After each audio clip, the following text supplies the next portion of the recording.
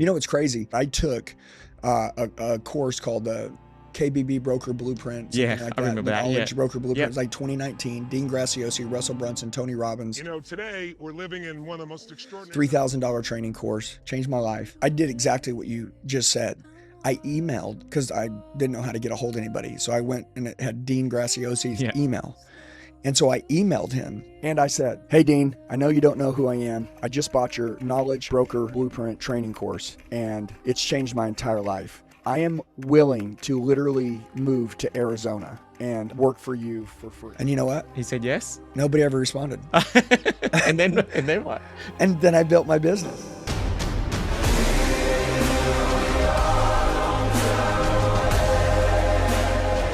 So can you share with people maybe some of the crazy success stories that have even blown your mind of people who've turned their knowledge into a business? Yeah, I have to tell you, and I was watching this guy, little crazy, little aggressive sales trainer, and he started blowing up all over YouTube. I think I know who you're talking about. Yeah, who am I talking about?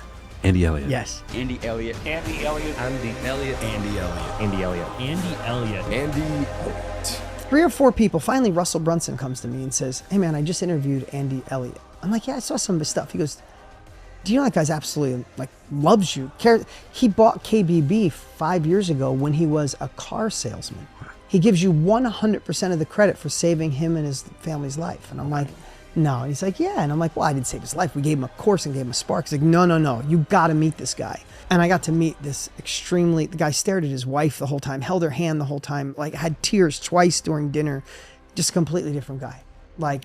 Heart-centered. He said, "I made some mistakes in my past. I want to tell you about them. I'm not that man anymore. This is what I'm doing. I care about people. I want to change lives. You gave me an opportunity. Now I'm on fire to help other people."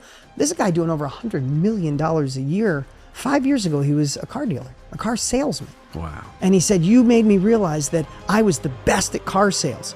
I could take that and help make other people the best."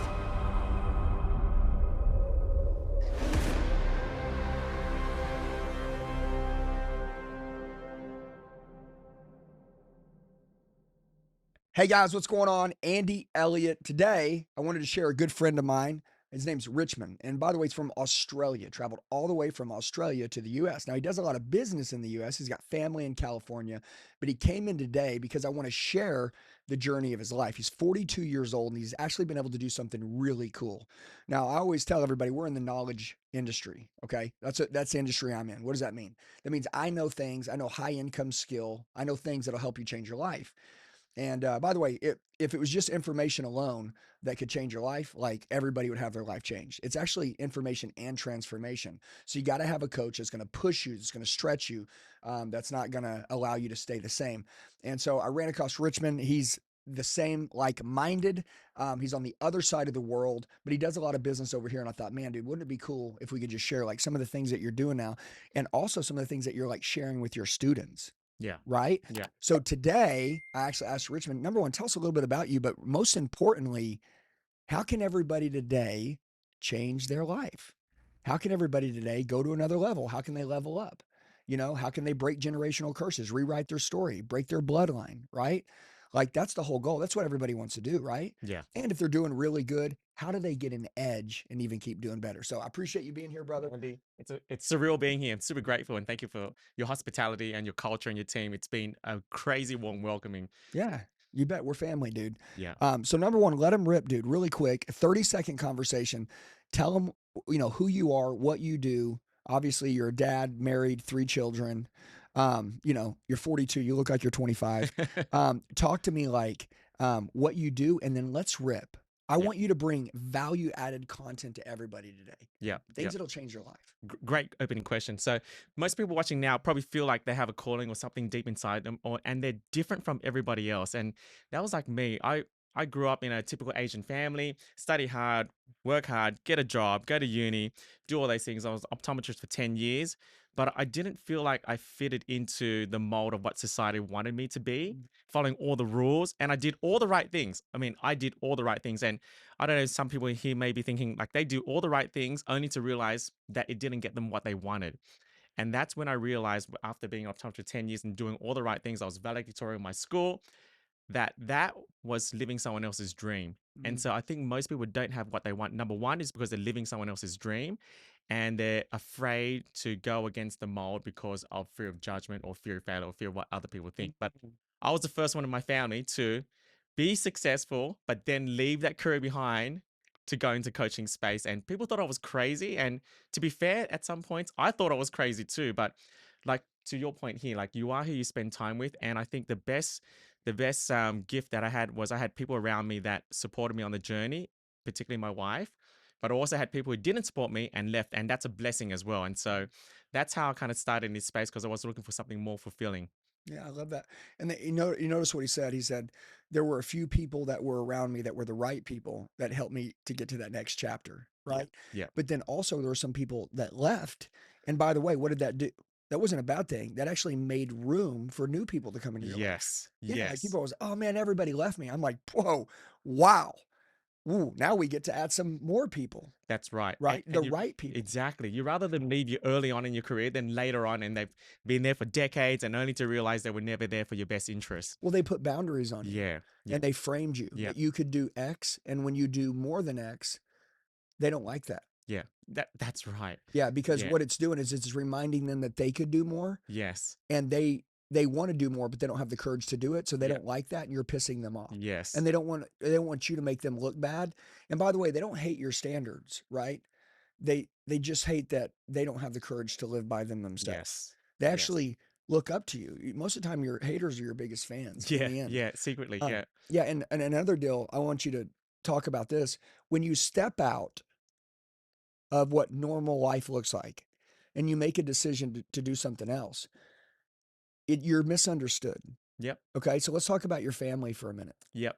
Well, Your friends. I mean, yeah, you know, because like mom's first- like, wait, what are you yeah, doing? yeah. Unfortunately, my mum passed away 2 weeks after I decided to do Mhm. this, and so she, Sorry. and but that was a blessing. I mean, it was hard for me at the time, but I had a crossroads. So every time you decide something big in your life, I believe you're going to get tested, and for me, that was a big test whether I'm going to go back to optometry or just pursue my dreams. And I made a big promise to my mum, and like she had a stroke and she had about 4 days to live, and I was there every day. I didn't eat, I didn't sleep, and I made a big promise that I will go all in on my dreams. And that was what I made it mean. Now, my Wow. dad's a bit different. When I changed optometry to coaching, he's like, why did you do that for? Like, this is crazy. He thinks I should have changed to become a doctor or a It's not dentist. safe. It's not safe. Yeah. It probably really underlying it just didn't make him look good because, culturally, Yeah. What happened to your son? What's going on with him? yeah, That's what people start asking, exactly. questioning him. Yes. What happened to your son? Yeah. Yeah. When we started our coaching company, me and Jacqueline, we sold our magazine style house. We sold all the nice cars. We went and slept on mattresses in a rent house, drove $1,500 cars for about a year and a half. Took about 10 steps backwards so we could slingshot ourselves Mm, 20 lifetimes ahead. But when we did that, everybody was like, are you guys okay? Is everything mm, okay? Are you guys? mm. We're like, dude, we're happier than we've ever been because we gave up all the materialistic stuff that the world continues or like sees as like value. Like we're lost. Maybe you guys are lost, Yeah. right? And when you untie yourself from that stuff, you're free, Yeah. Yeah. right? I couldn't agree more. And I think Self-made prison. going backwards is such an essential step. Like when I started my business, we didn't have the finances to launch a business. So I moved back into my father-in-law's tiny 2-bedroom unit. Mm-hmm. And that was harder than telling my parents or my dad that I was changing careers. Was my father-in-law. He's like, you're married to my daughter, and now you want to move into our little unit. And I asked him, like, can you support us in this? And really, I didn't ask for permission. I asked for support. And, I don't think he liked it underlying, but I mean, I At was, least he's where you are now. yeah. How does he feel now? When he I, sees where you- I'm not sure. I'm not sure. I think Maybe he still doesn't understand. yeah, I think he's secretly proud, but he doesn't want to show it. Yeah, my Yeah. dad, I don't have a relationship with my mom, but my dad, I talk to him like once a year. Yeah. And he's like, so what do you do exactly? Like what That's what they, like what you talk yeah. to people or what is that? Yeah. Because I don't have a job. Yeah, that's right. And they don't understand how we get to charge what we get to charge because they don't understand the value proposition of what we charge.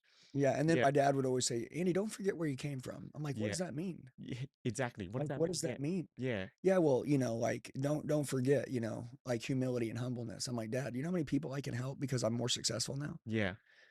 Back, Dad, when we didn't have anything, I mean, no disrespect, we couldn't help anybody. We couldn't help anybody. Yeah. Dad, how much money did we give to the church when we were broke? None. Mm. How many people could we help when we were broke? None. Yeah. The devil loves putting people in poverty. The easiest way for the devil to take a man out is put him in poverty. And that's why crime rates are much higher in low socioeconomic suburbs. It's just the way it is. Yeah. Yeah, that's Yeah. right. Yeah, so keep talking. Tell us about some of the things that you teach to your students Yeah. So to shift their lives, whether it's mindset, it's a specific skill, it's a way of thinking. yeah. Share some strategies that you like to share with like your favorite clients. Yeah, it's pretty similar to what you talk about. It's identity. Everything comes down to identity. So, for example, we help beginner coaches, and the most important thing to You help a help person. beginner coaches. Yep, yep, So if a guy's out there right now and he's yep, like, "Hey, I want to take the leap yep, like you did, yep, but I don't know what to do," yep. then they get in contact with you and you tell them how to do it. Okay, Exactly, because you've done it. exactly, I got it. exactly. Okay. The biggest struggle for a beginner coach to make the first dollar online is actually not a strategy. It's the belief that they're Mhm. actually a coach. Like, for example, for me, I kept on saying for the first 6 months of my career, oh, I'm an optometrist wanting to be a coach. And so my identity was still not a coach. Yeah. And so I've learned Like that this is a side hustle. exactly, Yeah. exactly. The moment you say, no, I'm a coach, then that's when things change. But then the question is, how do you change that identity the quickest? And what I found is when they make that first dollar, their identity changes because now it's legit. They're officially a paid coach. It's so Mhm. how do we get them to make their first dollar the fastest? Because the dollar is the transformation. It's not Mhm. the money, so to speak, but No, the dollar like makes this it. is real. Exactly, Yeah. exactly. So if you can help someone make the first dollar within the first week, the transformation happens within their identity, and now it's legit. They're a officially paid coach, It's a and they can start. reality. It is. It is. Yeah. Question. How has becoming a coach help you? Because somebody's watching this and they're like, "Oh, I get a coaching company is a cool thing." By the way, very lucrative business. Yep. You change people's lives and you get paid to do it. Yep. I mean, I don't know who is opposed to that. And I love it. And I think that's what we all want to live for. That's actually fulfills our heart. But when you made a decision to become a coach, how did that help you change as a man? Yep. I believe the best personal development program on the planet is just to become an entrepreneur. Bam. Okay. Period. You have to face adversity. You have to go through setbacks. You have to face rejection. You have to work the long hours. You have to really push yourself to limits to know what you're made for. And that allows you to be a better husband, a better father, a better friend, because then you get that. You don't really tolerate people's excuses. And so, and my first coach told me that I never understood until Richmond, when you become an entrepreneur, that is the best personal development program. Because I did a lot of Tony Robbins, I did all that stuff, but he Mhm. said, just when you become a business owner, nothing will outweigh the personal development you'll get and the growth you get from that. And so, from that perspective, I didn't realize how powerful it'd be for me becoming a better husband and a better father, which I think is the greatest gift that you can have. Yeah, for a fact.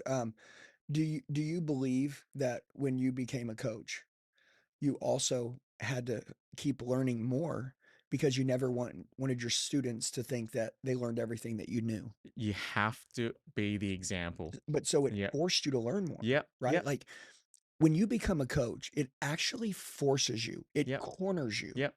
it puts your back against the wall to literally have to train yourself Yep. and develop in yourself every day because you don't want your students to outgrow you. Yep. Right? Yep. And, like you're a teacher. And by the Yep. way, like think about this. Anybody there right now, they learned something. Let's say you learned something on this podcast right now. Me and you talking, somebody learned it. Well, you learn it and then you have to live it. And Yep. so like you learn something, maybe I tell you something, so you learn it and then you live it and then you teach it. Yep. And then when you teach it, you're not even teaching it to them. You're actually reteaching it to Yes. yourself that you know it. Yes. So like actually becoming a coach is actually one of the like most selfish things for your own self in the world because you're actually validating to yourself that you're continuing to grow and you have progress in your Yep. life.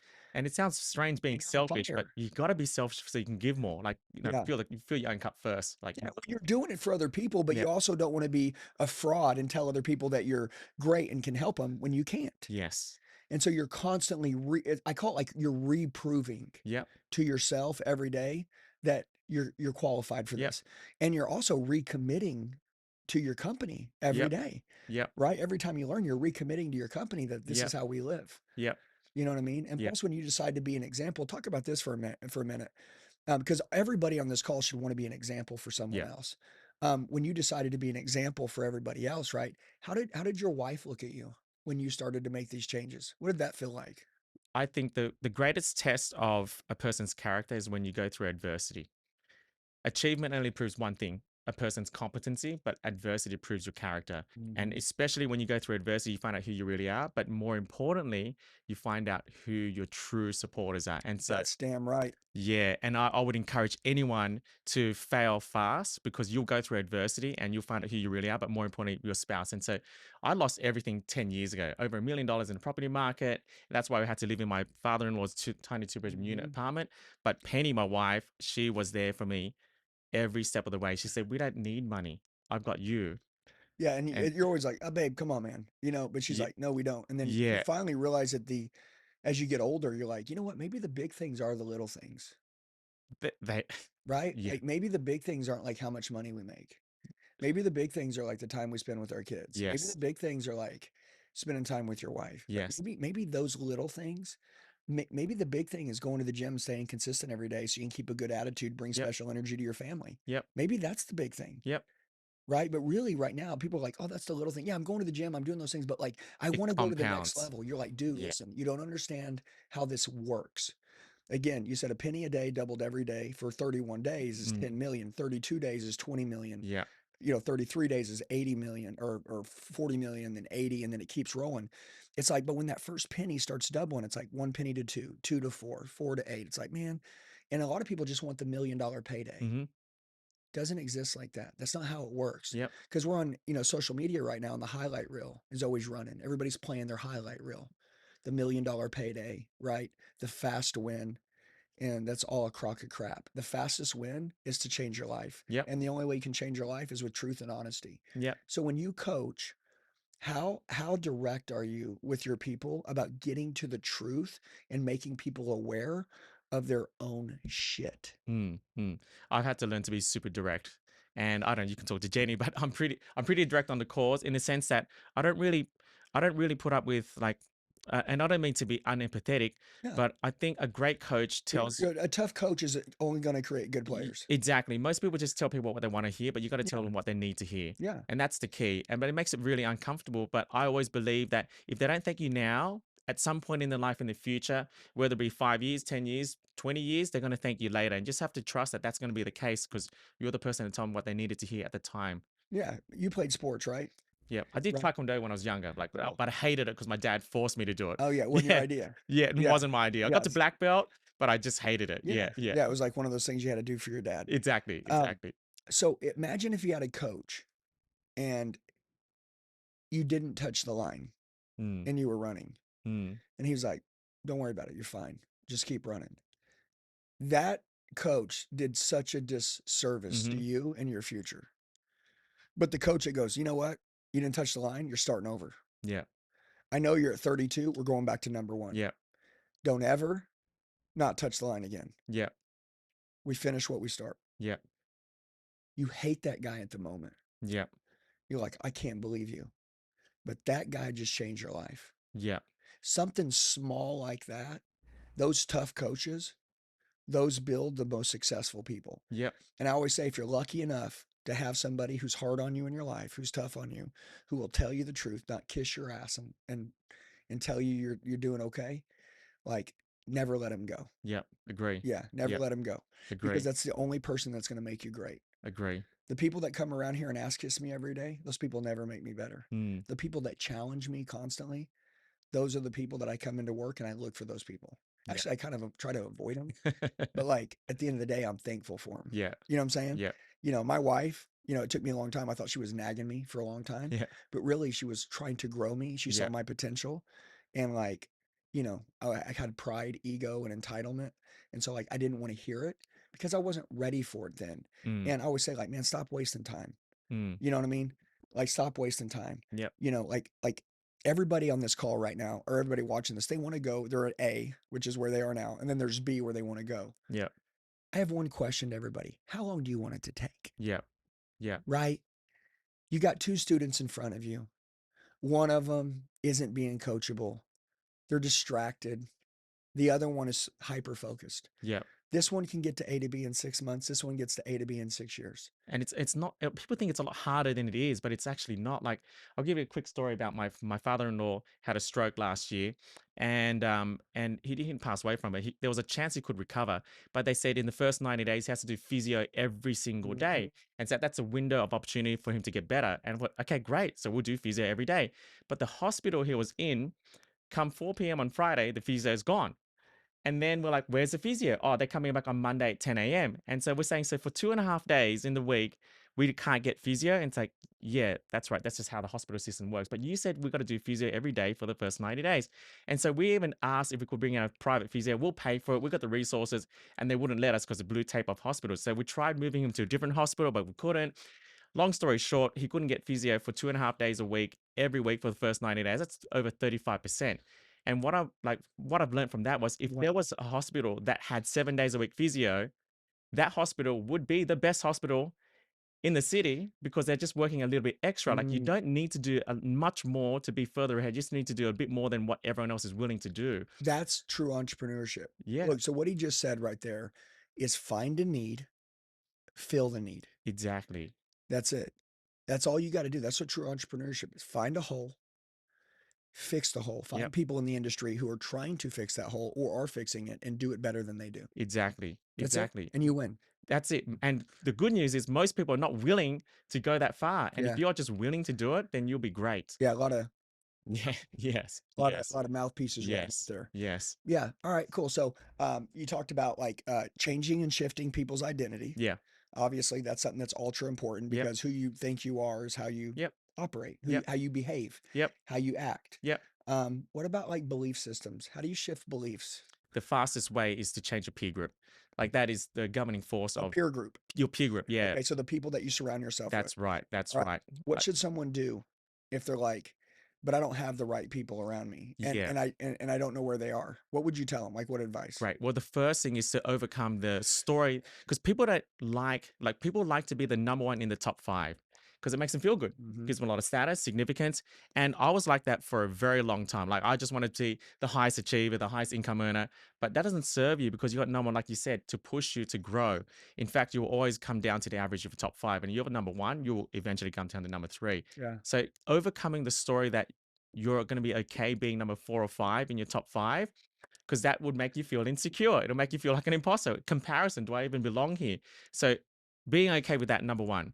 The first thing is, well, you can either pay for mentorship, but if you can't, then there's always going to be like, I really believe that people sell themselves short with they compare themselves. I'm not further ahead. I don't have the money. I don't have the status. I don't have all this. But what you do have is your hunger and your willingness and your curiosity. Mhm. And those traits, like highly successful people love. Like, if they see someone that's young, but hungry and curious and willing to learn, like, they're more than happy to take them under the wing. Like the conversation you had yesterday with Yeah. one of your students there. And, he's young, but he's hungry and he's willing and he's got that Yeah. fire. Don't mean nothing. Exactly. People, I'm like 46. I'm like, dude, I'll rip your face off. Exactly. Come on, man. Exactly. Like, don't even give me that crap. Yeah. People are Put like, yeah, you're yourself getting out older. there. I'm like, dude, I will freaking destroy you. Yeah. Ask for mentorship. Yeah. Just ask. Like, you never Whether know. you're 20, whether you're Yeah. 70, age doesn't matter.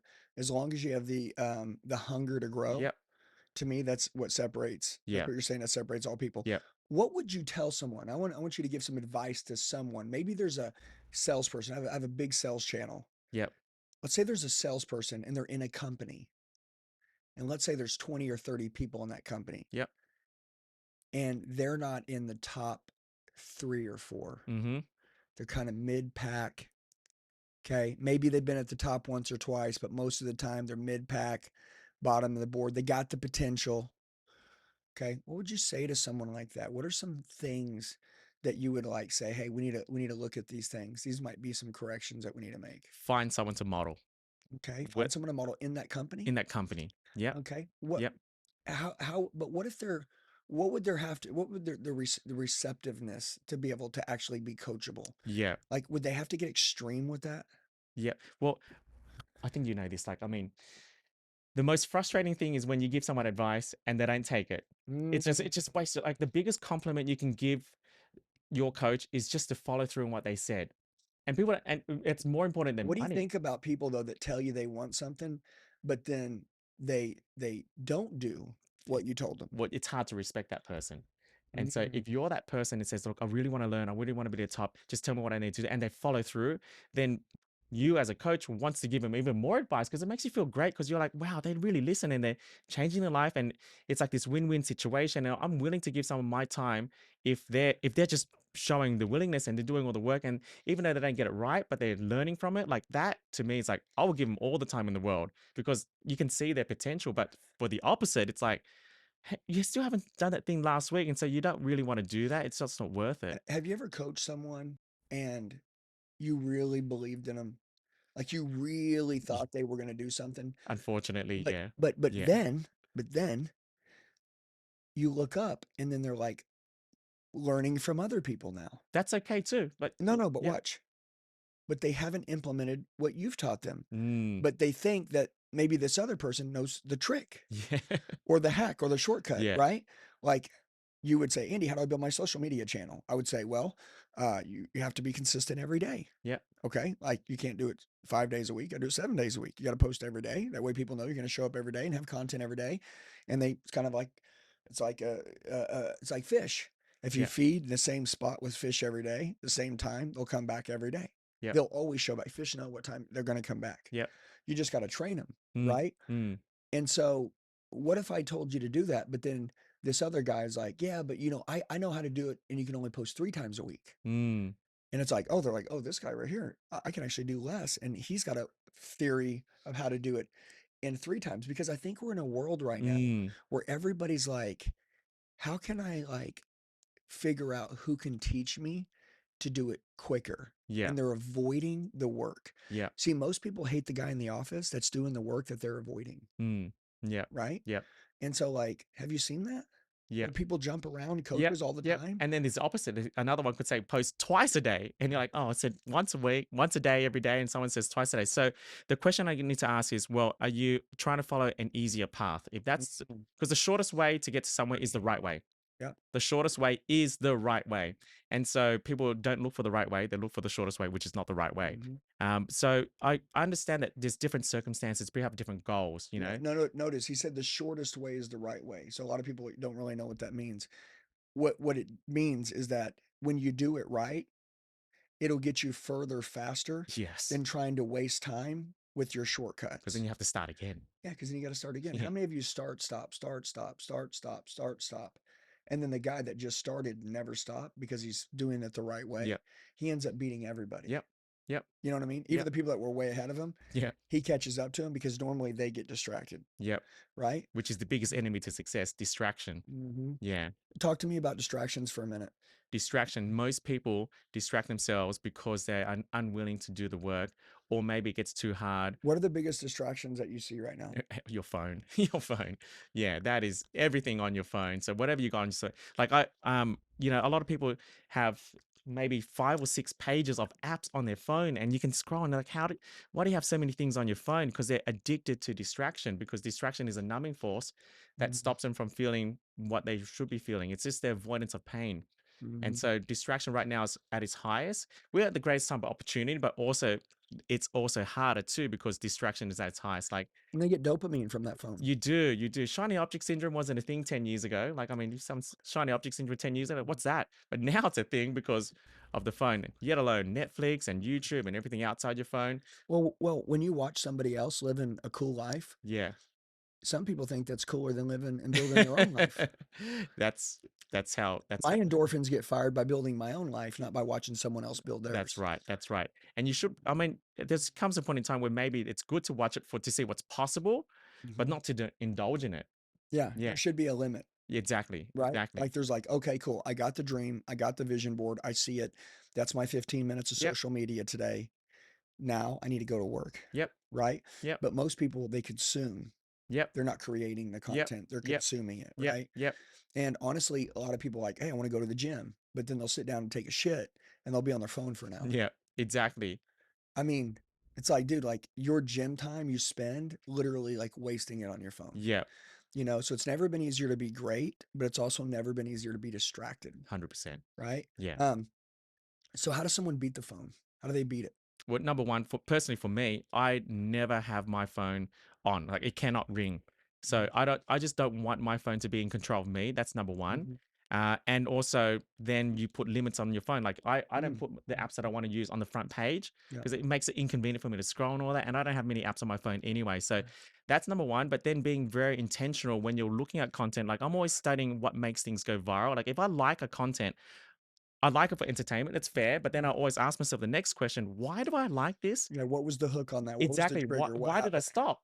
If you study what makes you, like if you study what influences you, Yeah, it that's how makes you learn how to influence others. yes, Yeah, that's it. And I'm it's always, just yeah, it's a teaching mechanism. exactly. Most people don't study what influences themselves. Every time I spend money, I'm like, what made me spend that money? Whether it's $1 or 100,000 or 200,000, like I'm always curious of what was the thing that made me do The that. teaching moment. Yeah, Yeah, it was exactly. good for you. You want to learn. You paid to learn, but also you need to say what triggered me. Exactly. Like Right. that old saying, like, know thyself. Mhm. Yeah. Know thyself. I Yeah. love that. So it's never been easier to be great. It's Yeah. never been easier to be distracted.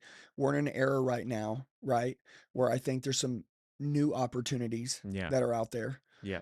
There's a book called Lynchpin, Yep. right, that Yep. I read, and it talked about like in the past, there was like the factory worker and then there was the business owner. Mm. And you either owned the business or you worked in it. But now there's this like third type of person that's being created, and it's the creative, Mm. right? And Mm. they call it the linchpin. And the linchpin is almost indispensable. And the reason why is because they're different. They stand out. They make relationships that others can't. And they know how to pull their inner genius out. Mm. Okay. And these people, they can own their own businesses, or they could be a badass number two and blow someone else's business up. That's a really good point. Most Mhm. people don't realize that. Entrepreneurs. Yes. Yes. Let's talk about entrepreneurs, Yeah. because you said you always want to be an entrepreneur, but honestly, just hypothetically, Yep. let's say you had Yep. not started your Yep. business. Yep. You were an optometrist. You said, "Hey, I want to change my life. Yep. I want to do something different." And then you would have ran into me and you're like, "Oh my God, this guy's at Elliott Army. They're changing all these Yep. people's lives. They've got this system. They've got this product. I could be an entrepreneur." Yep. And what is that? Yep. That means you don't have the expenses. You don't have to run the Mhm. ads. You don't have to pay for the things. You don't have to pay any, taxes, insurance on people.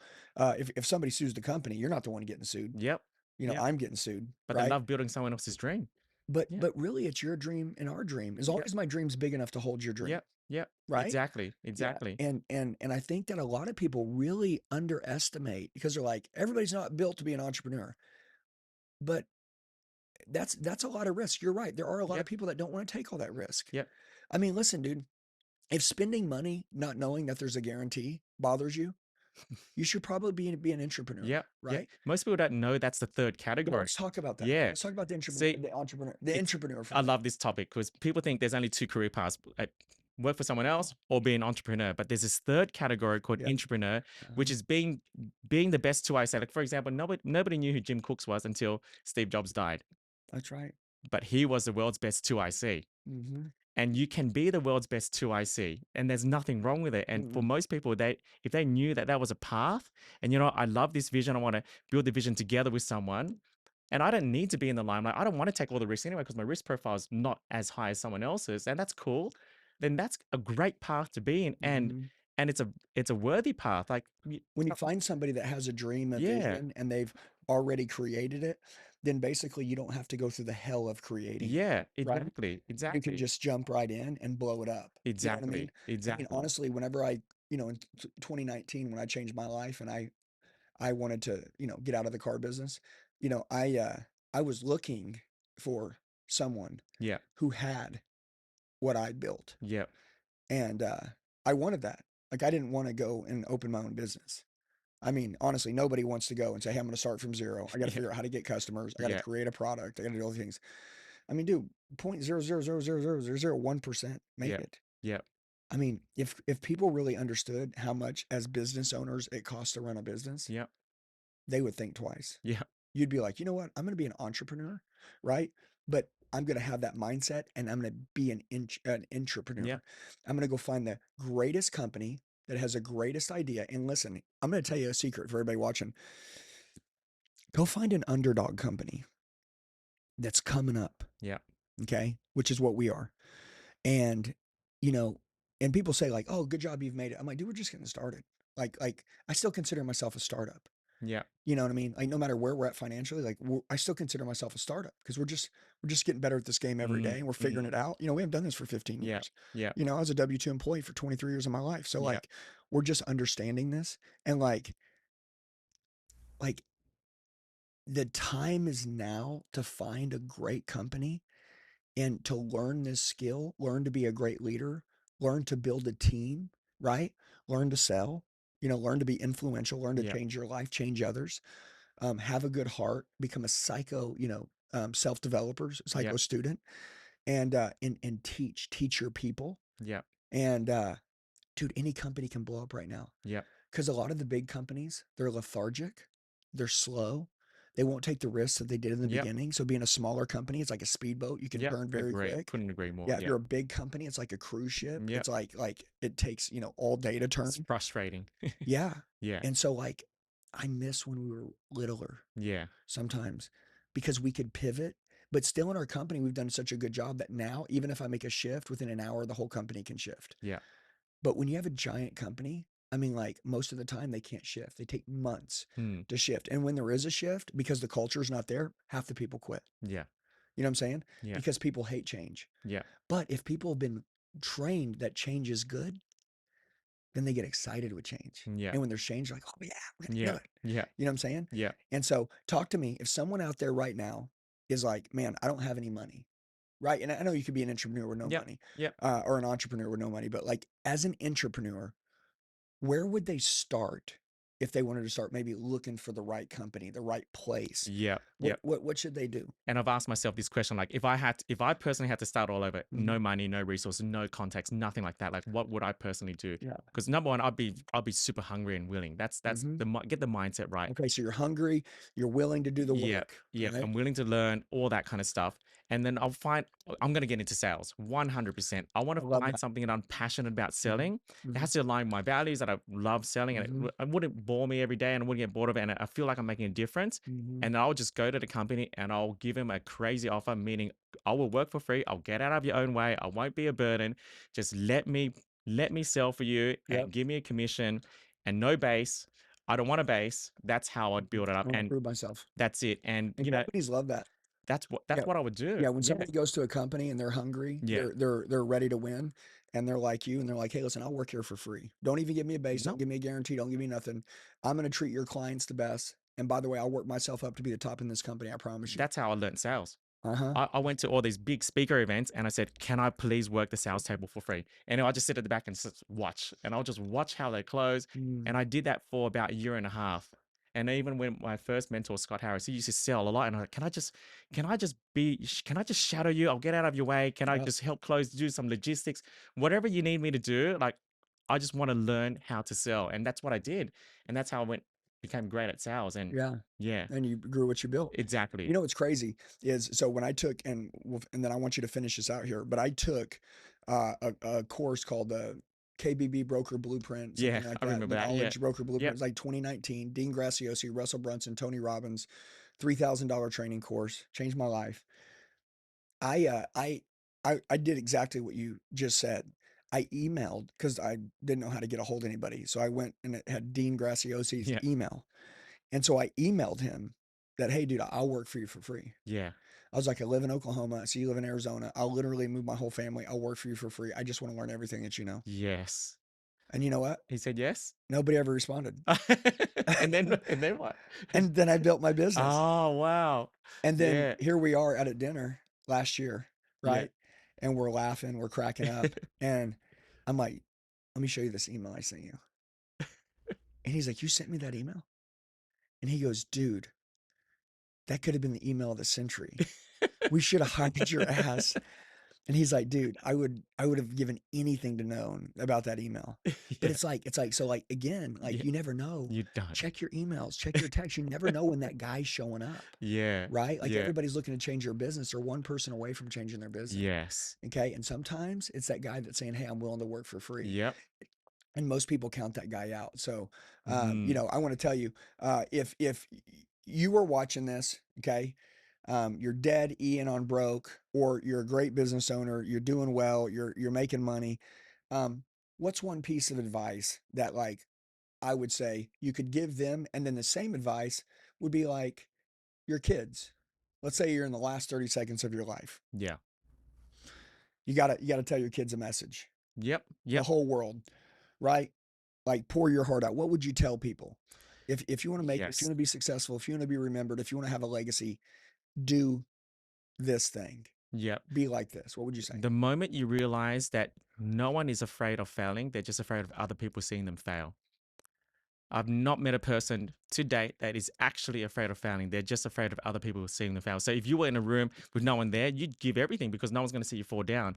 And when you realize that actually nobody actually truly cares Mhm. about you more than they care about themselves, that's when true freedom is found. True freedom is found when you let go of the gravity of the opinions of other people of you. That's Yeah. right. Yeah. Yeah, because when you stop caring about other people, then you actually it's kind of like have you ever seen somebody and they're like, "Oh, I'm going to record this ad, I'm going to record this video, I'm going to say this thing and I'm going to do this." And you're like, "Oh my God, that's going Yeah. to be amazing." And then the camera turns on Yeah. and they're like, "Oh." And you're like, "Dude, it was amazing what you did a minute ago." Yeah. But then once they realize that someone's watching, they just like overthink it. Exactly. You know I what I'm had saying? one ad that I recorded. I had a cold sore and I was like, oh, I can't shoot an ad for 2 weeks, but I just did it anyway. Turned out to be one of my most successful ads because I put on this chicken hat and everything. And I had all the comments like, oh, he's got a cold sore. Da, da, da, da. I'm like, and? Good. We need more cold Yeah, sores. yeah, Hey, exactly. you know what it shows you? That when it's not perfect, it's actually what people want. I tell people all the Yeah. time, I'm like, dude, your highly edited content, all that crap, nobody Yeah. cares about it. They want to see the real raw you. Yeah. And when they see that, that's when they fall in love. Yeah. Okay. Yeah. So, man, I love it, dude. Thank you for Andy, being here thank you so today.